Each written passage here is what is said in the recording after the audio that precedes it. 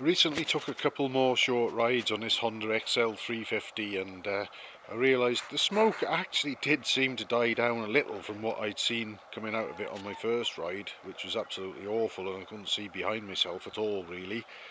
But it was still smoking, and the oil level had actually started to drop on the dipstick as well, so there was nothing for it but to get the engine out, as you can see there, and take it to bits, which I've certainly stripped the top end all the bits, and there it all is.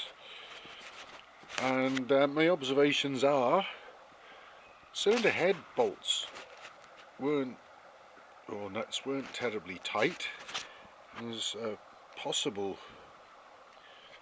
little something going on in that area. You can see it on the cylinder head gasket there. There's some sort of oil passageway or something there, whatever that is. I'm going to look into that more. But the as I say, the cylinder head nuts weren't overly tight for certain, so there's a question mark over that anyway. I've had the valves out.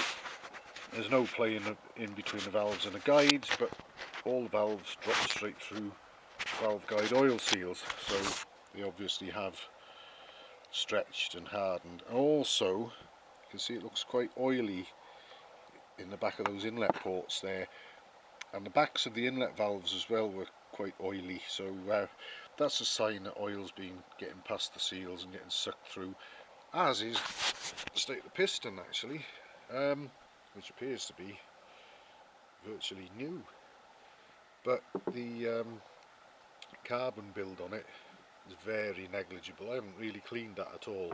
That's how it was when I took the head off really, and carbon won't stick to a piston if the piston crown is doused in oil, so that's another sign that oil's been coming down past the valve guide seals and washing the crown of the piston. Piston ring gaps all seem very good in the bore. There is a little area, whether the camera will pick up, see that dark area there, slight pitting in the bore. It's not very deep, and it's mid-stroke pretty much, and well, it's the lower part of the lower half of the stroke actually, I suppose. Not too worrying because it goes around that way. If it was vertical, it'd be more of a problem, and it's not terribly deep actually, so I don't really think that's been the cause of it. Piston fits nicely in the bore, the rings gap nicely, so I think probably valve guide seals and gaskets will probably sort this out, and a new cam chain and a new tensioner blade as well, because that is really shot away. Hang on, that's not the one I meant to show. That one's alright. It's this one here.